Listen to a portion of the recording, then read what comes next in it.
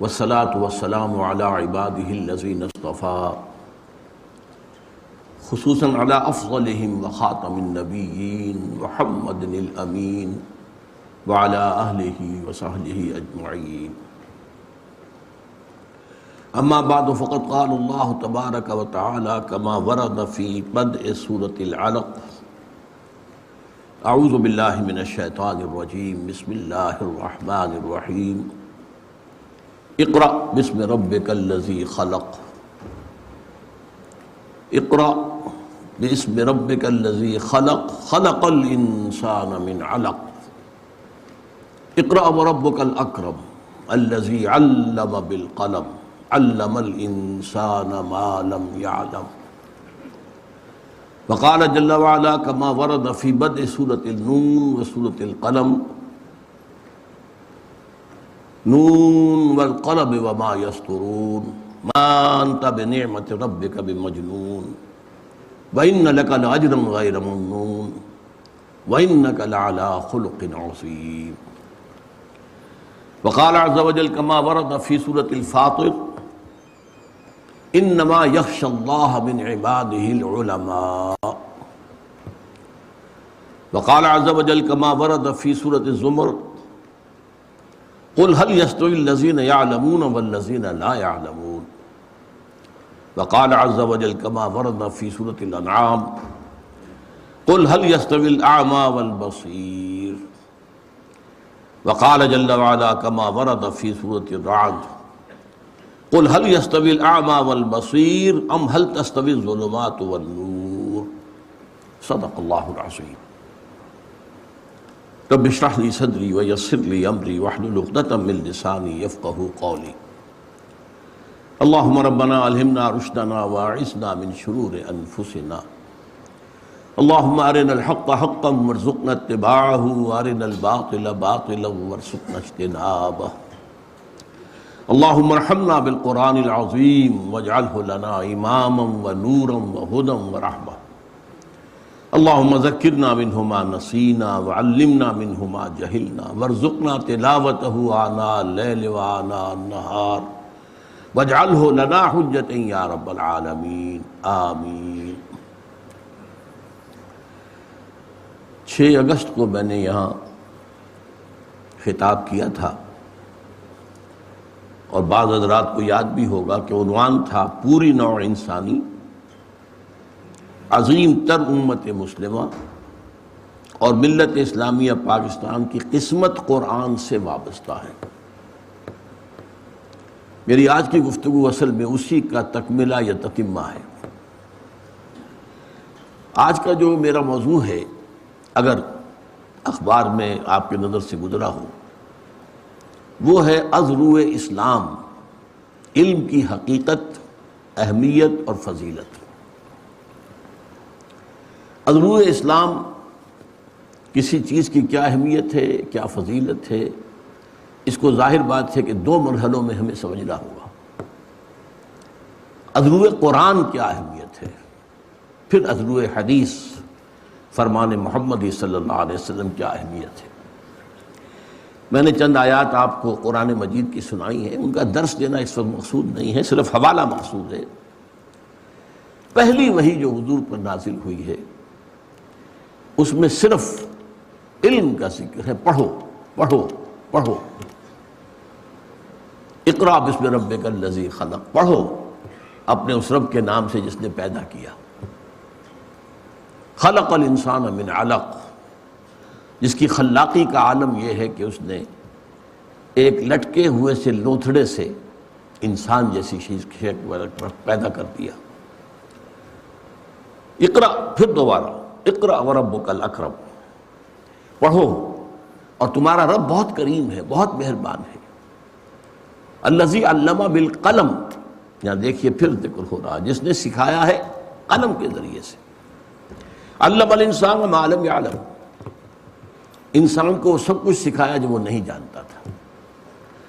اب یہاں دیکھیے، ہم یہ تو کہہ سکتے ہیں کہ اس میں توحید کا ذکر ہے کہ خالق اللہ ہے. اقرأ باسم ربک الذی خلق خلق الانسان من علق. پھر یہ کہ اللہ تعالیٰ کی صفت کمال کہ وہ کریم ہے، ربک الاکرم، کریم ہی نہیں اکرم ہے۔ لیکن اس کے علاوہ نہ شریعت کی کسی بات کا ذکر ہے، نہ نماز کا کوئی تذکرہ ہے جو کہ عماد الدین ہے، دین کا ستون ہے، نہ عبادت کا کوئی حکم ہے جو انسان کی تخلیق کی غرض و غایت بیان کی گئی ہے، کچھ نہیں۔ پڑھو پڑھو پڑھو، اس سے اندازہ ہو جانا چاہیے پہلی وحی ہے، یہ پہلی وحی، اس سے اندازہ ہونا چاہیے جسے آپ کہتے ہیں واٹ از واٹ اینڈ ہو از ہو، کس چیز کی کیا اہمیت ہے، کس شے کی کیا قدر و قیمت ہے۔ میں یہاں تفصیل نہیں بیان کر رہا، جیسا کہ میں نے عرض کیا کہ یہ اقرا کس چیز کو پڑھنے کو کہا گیا تھا۔ بعض روایات میں آتا ہے کہ حضرت جبرائیل علیہ السلام آئے تھے تو ایک سونے کی تختی پر لکھی ہوئی یہ آیات ساتھ لے کر آئے تھے۔ اور پھر یہ بات بھی جان لیجئے کہ ایک رائے یہ ہے کہ یہ بین النوم والیقظہ یہ واقعہ پیش آیا ہے، حضور نہ پورے طور پر بیدار تھے اور نہ سوئے ہوئے تھے، نوم نیند، یقظہ بیداری، تو بیداری اور خواب کی حیثیت کے درمیانی ایک حیثیت تھی جس میں کہ آپ جبرائیل آئے، انہوں نے کہا پڑھیے، آپ نے کہا ما انا بقاری، میں تو پڑھا ہوا نہیں ہوں۔ اب اس جواب سے اس بات کی تائید ہوتی ہے کہ وہ کوئی لکھی ہوئی چیز تھی، ورنہ اگر صرف یہ ہو کہ جو کوئی جبرائیل پڑھ رہے ہیں آپ بھی پڑھ دیں تو یہ تو اس کے لیے قاری ہونا ضروری تو نہیں ہے۔ ہمارے ہاں ایک روایت تھی، اب ہم نے ترک کر دی ہے کیونکہ اس کی کوئی اصل نہیں ہے، کہ بچہ یا بچی 4 سال 4 مہینے 4 دن کا جب بھی بچہ ہوا بچی ہوئی تو تقریب بسم اللہ ہوتی تھی، اسے نہلا دھلا کے اچھے کپڑے پہنا کے اعزاء قارب کو مدعو کر کے ایک کوئی تقریب منعقد کی جاتی تھی۔ پھر وہ بڑی سفید سی چاندنی پر وہاں پر بچہ بٹھایا جاتا تھا، پھر کوئی قاری صاحب آتے تھے، سامنے قرآن مجید کھلا ہوا ہے اور یہی سورہ علق کی آیات یہ پڑھتے جاتے تھے، انگلی پھیرتے جاتے تھے ساتھ ساتھ بچے کی انگلی، اور بچہ بھی دہرا رہا ہے۔ تو یہ ایک بسم اللہ ہوتی تھی، گویا کہ اس کا ذکر بعد میں بھی آئے گا تقریب بسم اللہ کا۔ تو ظاہر بات ہے کہ بچہ جو ہے اسے کچھ سمجھ میں نہیں آ رہا کہ میں کیا پڑھ رہا ہوں، لیکن پڑھ تو سکتا ہے نا، جب استاد نے کہا اقرا وہ بھی کر سکتا ہے اقرا۔ لہذا اس سے معلوم ہوتا ہے کہ واقعتاً کوئی لکھی ہوئی چیز تھی کہ جس کو پڑھنے سے آپ نے معذوری کا اظہار کیا، ما انا بقاری، میں پڑھا ہوا نہیں۔ لیکن بہرحال اس وقت جیسا کہ میں نے عرض کیا یہ چیز جو ہے میرے موضوع میں داخل نہیں ہے، اس میں جو حوالہ دینا ہے کہ اس پہلی وحی میں سارا زور پڑھنے پر ہے، علم پر ہے، اور پھر خاص طور پر علم بالقلم۔ اس میں بڑے جو ہیں وہ تفسیری اشکالات ہیں کہ قلم سے مراد یہاں کیا ہے، یہ عام قلم جس سے ہم لکھتے ہیں، یا یہ کہ حضور کے لیے قلم جو ہے وہ فرشتہ جو ہے جو ایک قلم کی جگہ پر فرشتہ ہے جس نے کہ پڑھایا ہے۔ یہ روایات بھی آتی ہیں کہ 3 سال تک حضرت اسرافیل آپ کے ساتھ رہے ہیں ہمہ وقت اور آپ کو تعلیم دیتے رہے۔ واللہ عالم، میں پھر عرض کر رہا ہوں کہ اس وقت نہ تفسیر مقصود ہے، نہ ان روایات کے بارے میں کوئی گفتگو کرنا چاہتا ہوں کہ ان میں کیا اہمیت ہے، کیا ان کے اندر کس قدر پختگی ہے۔ بہرحال اصل حوالہ کیا ہے، پہلی وحی اور ذکر پڑھنے کا، علم حاصل کرنے کا۔ علم الانسان ما لم یعلم، انسان کو سکھایا جو کچھ کہ اسے معلوم نہیں تھا۔ اکثر و بیشتر حضرات کے نزدیک اور میرے نزدیک پورے جزم کے ساتھ کہہ رہا ہوں کہ دوسری وحی جو ہے وہ سورہ نون یا سورہ قلم کی ابتدائی آیات ہے۔ وہاں پھر دیکھیے نون والقلم وما یسطرون۔ اب یہ نون کا لفظ جو آیا ہے عربی زبان میں ویسے تو نون مچھلی کو بھی کہتے ہیں، نون دوات کو بھی کہتے ہیں۔ آپ نے دیکھا ہوگا کہ کہیں تصویر بنائی جاتی ہے تو مچھلی کی تصویر یوں ہوتی ہے اور اس کی ایک طرف نقطہ لگا دیتے ہیں، وہ آنکھ نظر آ رہی ہے اس کی۔ اور پھر یہ کہ دوات بھی اسی طرح سے ہوتی ہے کہ اس کے اندر سیاہی ہے، اس میں آپ قلم ڈبوتے ہیں اور لکھتے ہیں۔ تو نون والقلم وما یسطرون ما انت بنعمت ربک بمجنون، قسم ہے نون کی اور جو کچھ یہ لکھ رہے ہیں، یعنی انسانی علم جو ہے وہ قلم کے ذریعے سے آگے پھیلا ہے۔ ایک نسل نے جو کچھ معلومات حاصل کی قلم بند کر دی تو اگلی نسل کو پہنچ گئی، ورنہ اگر وہ قلم بند نہ ہوتی تو ظاہر بات ہے کہ اگلی نسل کو پھر الف بیتے سے بات شروع کرنی پڑتی۔ یہ جو علم تدریجاً بڑھا ہے، رفتہ رفتہ بڑھا، اس کا ذریعہ قلم ہے۔ تو نون والقلم وما یسطرون ما انت بنعمت ربک بمجنون، اے نبی یہ آپ کو مجنون کہہ رہے ہیں، ان کا کہنا ہے کہ آپ پر کوئی جن آ گیا ہے، کوئی عصیب آ گیا ہے، آپ اللہ کے فضل و کرم سے ہرگز مجنون نہیں ہیں۔ نون والقلم وما یسطرون ما انت بنعمت ربک بمجنون وان لک لاجرا غیر ممنون، آپ کے لیے تو اجر ہے بہت بڑا، کبھی ختم ہونے والا ہی نہیں۔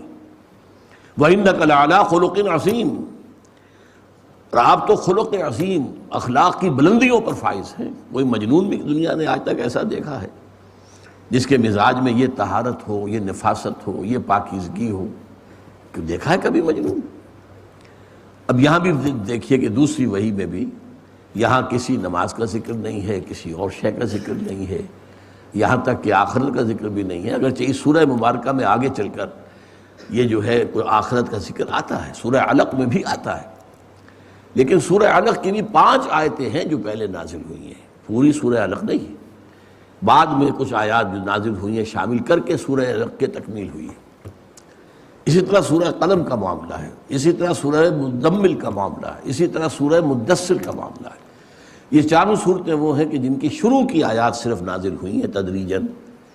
پہلی مکمل سورت جو حضور پر نازل ہوئی ہے وہ سورۃ الفاتحہ ہے، 7 آیات، سورہ علق کی 5 آیات، سورہ قلم کی 7 آیات، سورہ مزمل کی 8 آیات، سورہ مدثر کی پھر 7 آیات، اور سورہ فاتحہ کی 7 آیات۔ یہ ہے 5 وحی ہیں جن کے بارے میں ایک زمانے میں مجھے اس کا خاصا شوق ہوا تھا، میں نے بڑی تحقیق کی تھی، اور یہ ترتیب تھی جو میں نے معین کی تھی ابتدائی وحیوں کی۔ بہرحال اس وقت اشارہ جیسا کہ میں نے عرض کیا کہ علم کی اہمیت، اس کی فضیلت، اس کا اظہار ہو رہا ہے ان ابتدائی وحیوں سے۔ پھر میں نے آپ کو آیت سنائی سورۃ الفاطر، انما یخشی اللہ من عبادہ العلماء،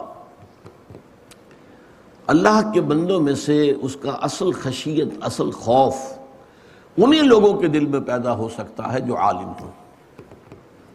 یہاں علم سے کیا مراد ہے یہ میں ذرا بعد میں بحث کروں گا۔ ہمارے ہاں وہ علم کی تقسیمیں جو ہو چکی ہیں ان میں سے کون سا علم مراد ہے؟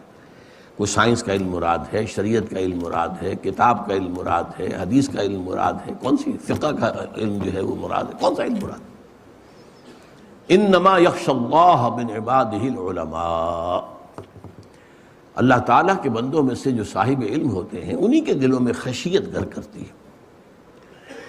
پھر سورہ زمر کے میں نے آیت آپ کو سنائی، قل هل یستوی الذین یعلمون والذین لا یعلمون، اے نبی سے کہیے ذرا سوچو، کیا برابر ہو سکتے ہیں وہ کہ جو علم رکھتے ہیں اور وہ جو علم نہیں رکھتے؟ پھر یہی مضمون سورہ انعام میں آ رہا ہے، جو جانتے ہیں انہیں کہا گیا وہ دیکھنے والے ہیں، اور جو نہیں جانتے وہ اندھے ہیں۔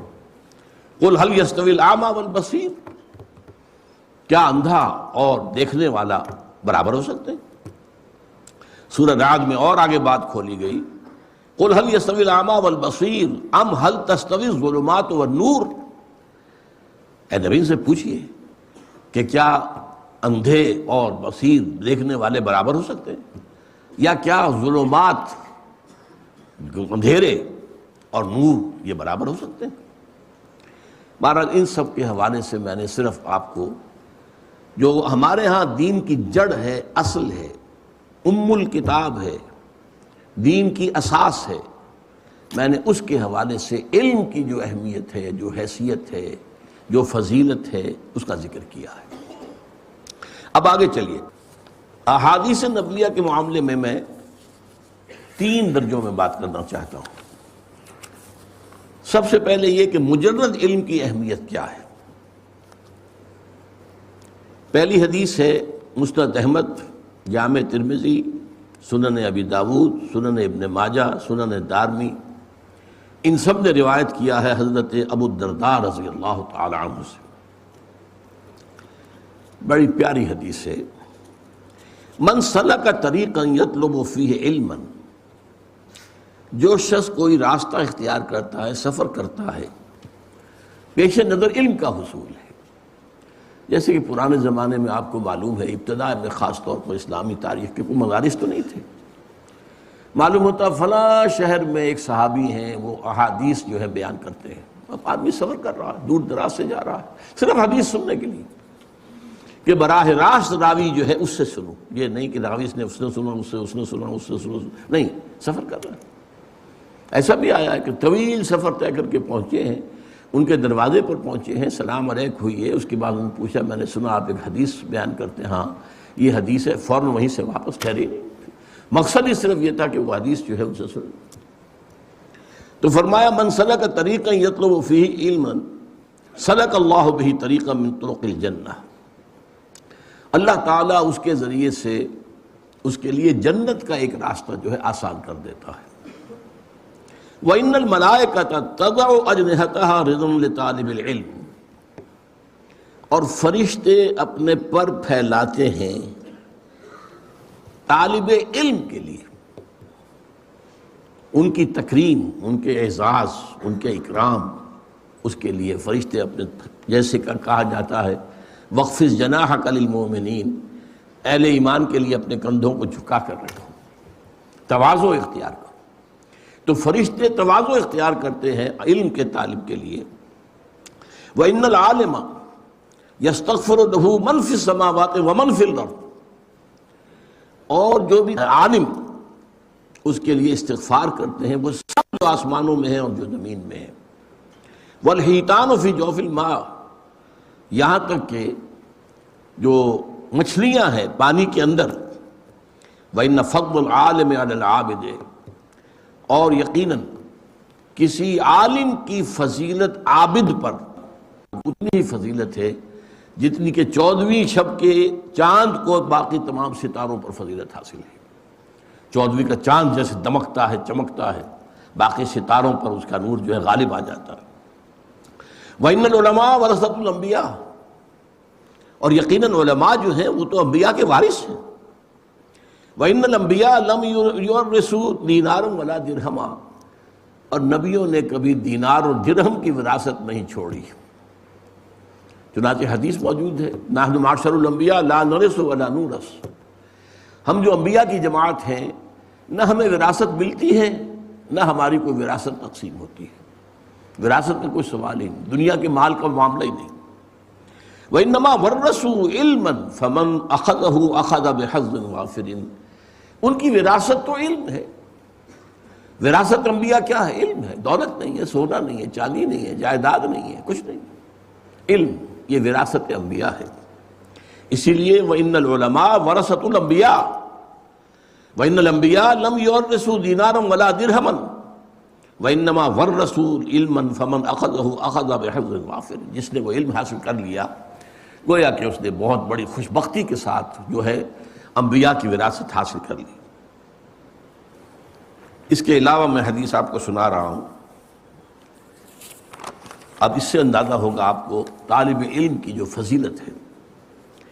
یہ سنن دارمی میں ہے، طبرانی میں ہے، خطیب میں ہے. حضرت حسن سے مرسلن روایت ہے، یعنی حضرت حسن بصری جو تابعی ہیں وہ روایت کر رہے ہیں حضور سے براہ راست. ظاہر بات ہے بیچ میں کوئی صحابی ہوں گے جن سے انہوں نے سنا ہے، لیکن یہ کہ وہ صحابی کا ذکر کیے بغیر جب کوئی تابعی جو ہے حضور سے روایت کرتا ہے تو اسے مرسل حدیث کہتے ہیں. بڑی پیاری حدیث ہے. من جاءہ الموت، کان کھول کر سنیں، کان کھول کر سنیں. من جاءہ الموت وہو یطلب العلم، ایک شخص کو موت آ گئی جبکہ وہ ابھی علم حاصل کر رہا تھا. لِیُحْیِیَ بِهِ الْإِسْلَامَ، لیکن علم کے حصول کا مقصد اسلام کو زندہ کرنا تھا.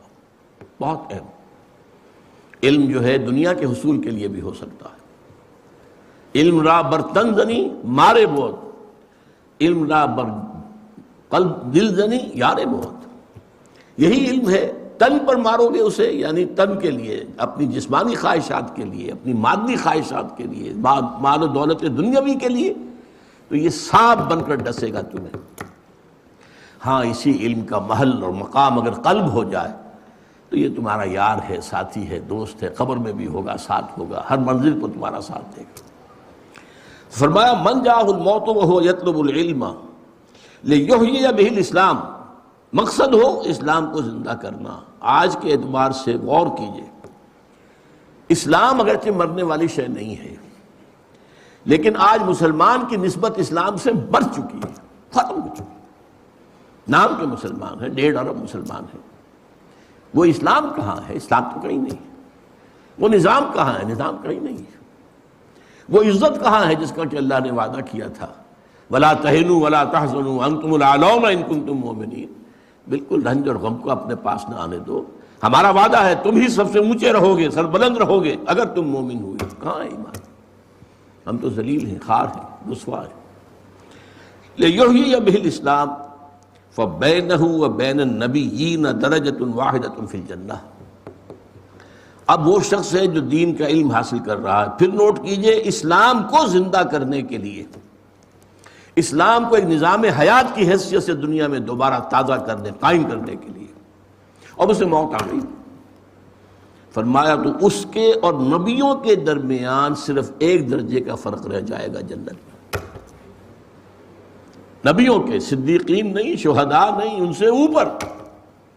فَبَيْنَهُ وَبَيْنَ النَّبِيِّينَ دَرَجَةٌ وَاحِدَةٌ فِي الْجَنَّةِ، تو اس کے اور نبیوں کے درمیان جنت میں صرف 1 درجے کا فرق ہوگا۔ اس کو نوٹ کیجئے، یاد کیجئے، حفظ جان بنائیے۔ ہماری ویلیوز بدل جانی چاہیے، ہماری اقدار بدل جانی چاہیے، ہمارے مقاصد بدل جانے چاہیے۔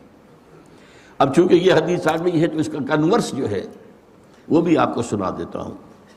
یہ جامع ترمذی میں حضرت کعب بن مالک سے رضی اللہ تعالی عنہ، من طلب العلم لیجاری بہ العلماء ولیماری بہ السفہاء اور یصرف بہ وجوہ الناس الیہ ادخلہ اللہ نار۔ جس شخص نے علم حاصل کیا، 3 باتیں نوٹ کیجئے، تاکہ علماء کی نشستوں میں بیٹھ سکے، گفتگو کر سکے علماء کی طرح، معلوم ہو کہ یہ بھی صاحب علم ہے۔ ظاہر بات ہے کہ علماء کی محفل میں تو آپ بار نہیں پا سکتے جب تک کہ ان کی اصطلاحات میں گفتگو نہ کر سکیں، ان کے انداز جو ہے وہ آپ بھی اختیار نہ کر سکیں۔ تو من طلب العلم لیجاری بہ العلماء، علماء کا پڑوس، علماء کا قرب حاصل کرنے کے لیے علم حاصل کرے۔ ولیماری بہ السفہاء، یا جو نادان ہیں، ناسمجھ ہیں، بے علم ہیں، ان پر روب گانٹنے کے لیے، اپنے علم کے دھونس جمانے کے لیے۔ اور یصرف بہ وجوہ الناس الیہ، یا یہ کہ لوگوں کی توجہات کو اپنی طرف منعطف کرنے کے لیے، میرے گرویدہ ہو جائیں، میرے معتقد ہو جائیں، میری تعریف بیان کرتے رہیں۔ اگر ان تینوں میں سے کوئی بھی ایک مقصد ہے علم کے حصول کا، ادخلہ اللہ النار، اللہ اسے جہنم میں داخل کر کے دے۔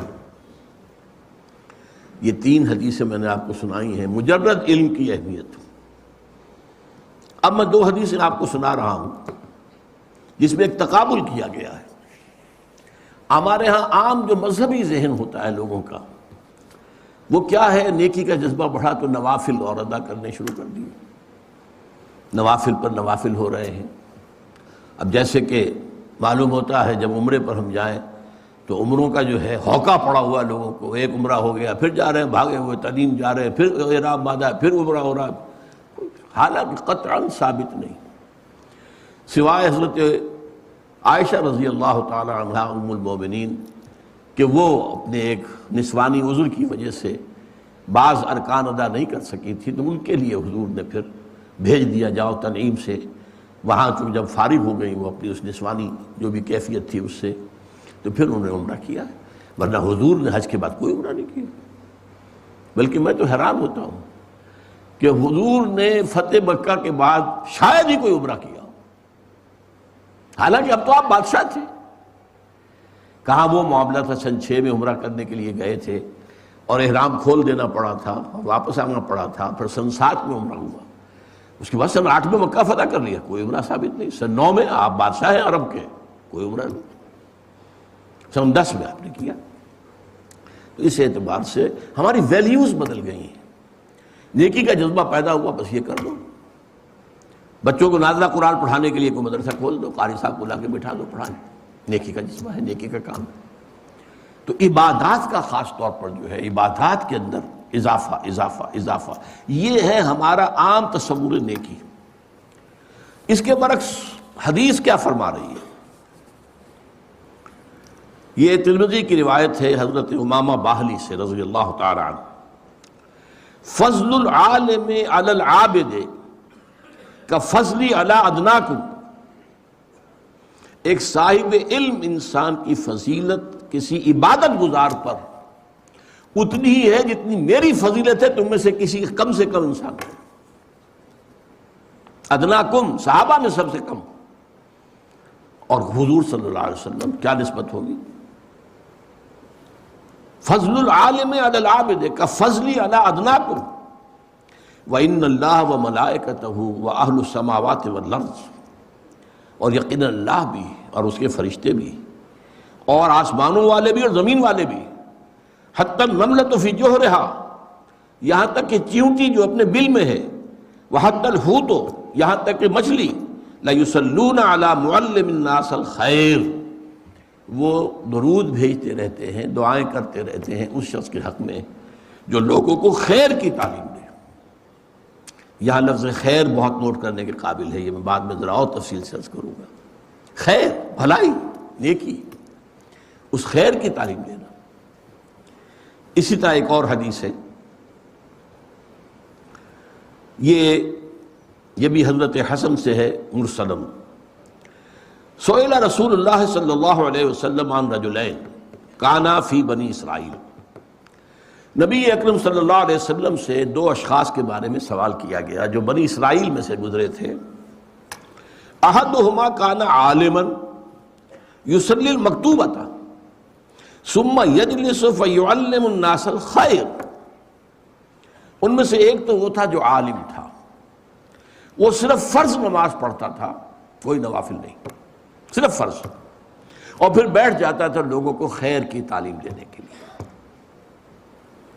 والآخر، اور دوسرا، یصوم النہار ویقوم اللیل، روزانہ روزہ رکھتا تھا، پوری رات کھڑا رہتا تھا۔ ایہما افضل، حضور ان میں سے افضل کون سا ہے؟ سوال سمجھ لیا آپ؟ دو اشخاص ہیں، ایک صرف فرض نماز ادا کر رہا، میں عبادت کے اعتبار سے، عبادت اور علم اور تعلیم اور تعلم، ان کے مابین کیا نسبت ہے، کیا ریشو پروپورشن ہے، اس کی میں آپ کے لیے حدیثیں سنا رہا ہوں کہ دو آدمیوں کے بارے میں پوچھا گیا، ایک وہ تھا جو صرف فرض نماز پڑھتا تھا اور اس کے بعد بیٹھ جاتا تھا لوگوں کو خیر کی تعلیم دینے کے لیے، اور دوسرا وہ تھا روزانہ روزہ رکھتا تھا اور پوری رات کھڑا رہتا تھا عبادت میں۔ ایہما افضل، ان دونوں میں سے افضل کون ہے؟ قال رسول اللہ صلی اللہ علیہ وسلم فضل هذا العالم الذي يصلي المكتوبة ثم يجلس فيعلم الناس الخير على العابد الذي يصوم النهار ويصلي الليل كفضلي على ادناكم، اس شخص کی فضیلت جو صرف فرض نماز پڑھتا ہے اور باقی سارا وقت جو ہے وہ لوگوں کو خیر کی تعلیم دینے میں گزارتا ہے، بسر کرتا ہے، اس شخص پر جو روزانہ روزہ رکھتا ہے اور روزانہ رات کو کھڑا رہتا ہے پوری رات، اس پہلے شخص کی فضیلت اس دوسرے پر اتنی ہے جتنی میری فضیلت ہے تم میں سے ادنا پر، تم میں سب سے کم تر پر۔ یہ ہے ریشو پروپورشن۔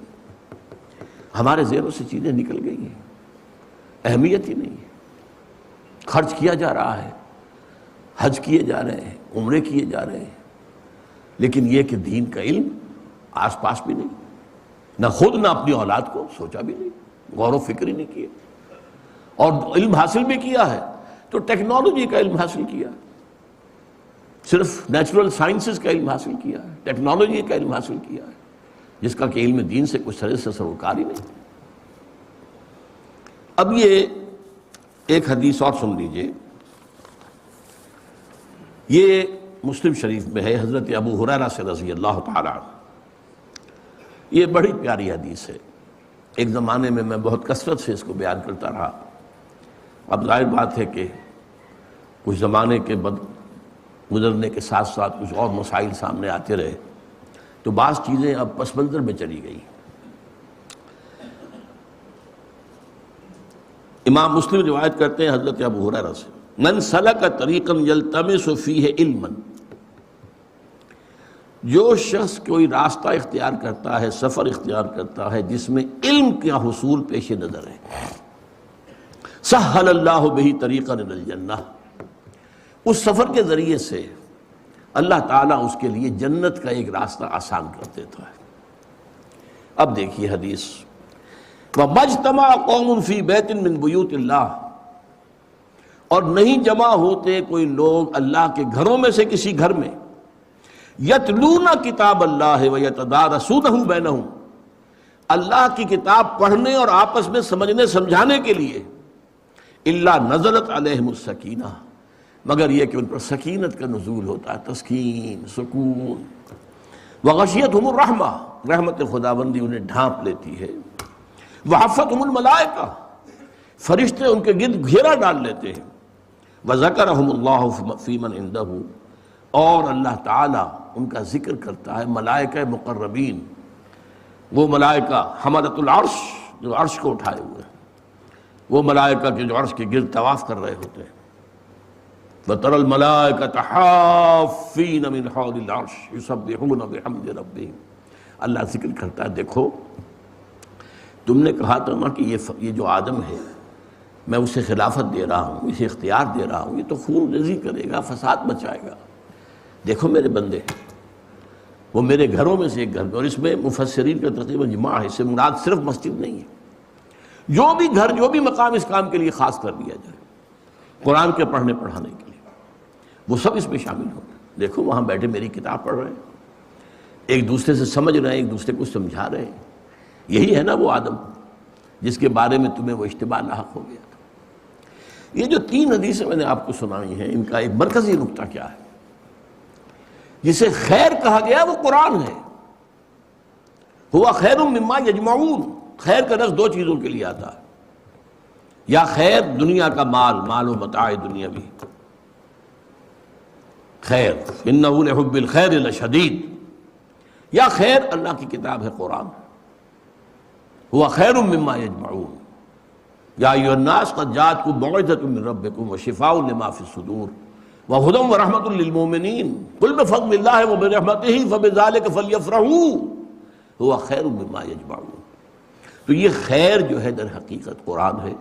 چنانچہ یہاں آپ نے دیکھا کہ کہا گیا تھا کہ جو شخص علم کے لیے راستہ طے کرتا ہے، چل کر آیا ہے، آپ بھی چل کر آئے ہیں، کوئی آپ کا دنیاوی مقصد تو اس وقت نہیں ہے، اللہ تعالیٰ اگر اس کے اندر کہیں بھی کوئی اگر چیز غلط شامل ہے تو اس کو دور کر دے، میری نیت میں اگر کوئی چیز غلط ہے تو اللہ اسے پاک کر دے اس سے۔ ظاہر بات ہے کہ بظاہر تو کوئی مقصد نہیں، میں کوئی سیاسی آدمی نہیں، یہاں کوئی مذہبی فرقہ واریت کی جو ہے بات نہیں ہوتی کہ یہ اس سے بہتر ہے، یہ اس سے بہتر ہے، یہ کمتر ہے، وہ کچھ نہیں، قرآن پڑھنا ہے، قرآن سمجھنا۔ من سلک طریقا یلتمس فیہ علما، اب یہاں لفظ علم آیا، لیکن علم کو آگے بیان کر دیا، یتلون کتاب اللہ ہے ویتدارسونہ بینہم، اس علم سے مراد علم فقہ نہیں ہے، اس علم سے مراد جو ہے، میں پھر بھی عرض کر رہا ہوں، علم حدیث نہیں ہے، اس علم سے مراد کتاب اللہ ہے، باقی چیزیں اس کے تابع ہیں، اس کو سمجھنے کے لیے جتنی ضرورت ہے، ضروری ہے تو چاہیے، باقی وہ اپنی جگہ پر۔ آخر ایک شخص جو ہے قانون دان اگر نہیں ہے تو کیسے قانون کا نظام چلے گا؟ ماہرین قانون چاہیے، فقہا چاہیے، لیکن جس شے کا نام العلم ہے، جس شے کا یہاں تذکرہ ہو رہا ہے وہ قرآن ہے۔ اس اعتبار سے ایک اور حدیث کے اندر الفاظ آئے ہیں تفقہ، یہ متفق علیہ روایت ہے، یعنی بخاری اور مسلم دونوں میں، اور اس کے راوی ہیں امیر معاویہ رضی اللہ تعالی عنہ۔ حضور نے فرمایا من یرید اللہ بہ خیرا یفقہہ فی الدین وانا قاسم واللہ یعطی۔ حضور نے فرمایا کہ اللہ تعالیٰ جس شخص کے ساتھ خیر کا ارادہ کرتا ہے اسے دین کا فہم عطا کر دیتا ہے۔ جو نوٹ کر لیجیے، علم اور فہم میں بڑا فرق ہے۔ علم معلومات کے ذخیرے کو کہتے ہیں، فہم اس کی حقیقت تک رسائی اس کو کہتے ہیں، بڑا فرق ہے۔ علم و فہم ہم بول دیتے ہیں جوڑ کر، لیکن یہ ڈائمنشن علیحدہ ہے۔ ایک شخص بہت بڑا عالم ہے، اس کے پاس معلومات کا ذخیرہ بہت بڑا، عالم ہے، بہت بڑا خزانہ ہے، لیکن اتلا ہے، سطحی ہے۔ ایک وہ ہے کہ جس کے گہرائی ہے، قرآن میں ہو غوطہ زن اے مرد مسلمان، یہ جو علم تفقہ اس کو کہتے ہیں، من یرید اللہ بہ خیرا یفقہہ فی الدین وانما انا قاسم واللہ یعطی۔ اور دیکھو میں تو تقسیم کرنے والا ہوں، دینے والا نہیں ہوں، دینے والا اللہ ہے۔ تفقہ مانگو، اخلاص عمل مانگ، نیا گانے کوہن سے، شاہاں چہ جب گرب نوازن بدارا، مانگو اللہ سے۔ میں نہیں دے سکتا، میں تقسیم کرنے والا ہوں۔ اللہ تعالیٰ کی طرف سے کسی کے لیے اس کی مشیت میں طے ہو جاتا ہے، میں تقسیم کر دیتا ہوں، دے دیتا ہوں، لیکن در حقیقت عطا کرنے والا اللہ ہے۔ اسی موضوع پر ایک اور حدیث ہے، یہ مسلم شریف میں ہے حضرت ابو ہریرہ سے، الناس کالمعادن کمعادن الذهب والفضة خیارہم فی الجاہلیت خیارہم فی الاسلام اذا فقہوا۔ حضور فرماتے ہیں کہ لوگ جو ہے معدنیات کے مانند ہیں، جیسے سونے اور چاندی کی معدنیات ہوتی ہیں۔ معدنیات جب زمین میں ہیں تو صاف تو نہیں ہوتی نا، ان کے ساتھ امپیورٹیز ملی ہوتی ہیں، پھر آپ ان کو صاف کرتے ہیں، صاف کر کے پھر اگر سونے کی معدنیات تھی تو اس میں سے سونا نکل آئے گا، اور چاندی ہی کی تھی تو چاندی نکلے گی۔ چاندی سے سونا تو برابر نہیں ہو سکتا۔ تو انسانوں کی اللہ تعالیٰ نے ان کی استعدادات کے اندر فرق رکھا ہے، سب کی برابر استعداد نہیں ہے۔ کسی کو اگر رگڑیں گے، صاف کریں گے، مانجیں گے، وہ سونا بنے گا، کسی دوسرے کو رگڑیں گے، صاف کریں گے، وہ چاندی بن جائے گا۔ تو الناس معادن کمعادن الذهب والفضة خیارہم فی الجاہلیت خیارہم فی الاسلام۔ بہت اہم حدیث ہے یہ۔ انسانوں میں سے جو لوگ جاہلیت کے دور میں اچھے تھے وہی اسلام میں بھی اچھے ہیں۔ یعنی اور سونے کی تھی، ابھی اس کے اندر جاہلیت لپٹی ہوئی تھی، اس میں جو امپیورٹیز تھیں، لیکن تھی تو سونے کی، اور جو ہے وہ سونے کی تھی۔ لہذا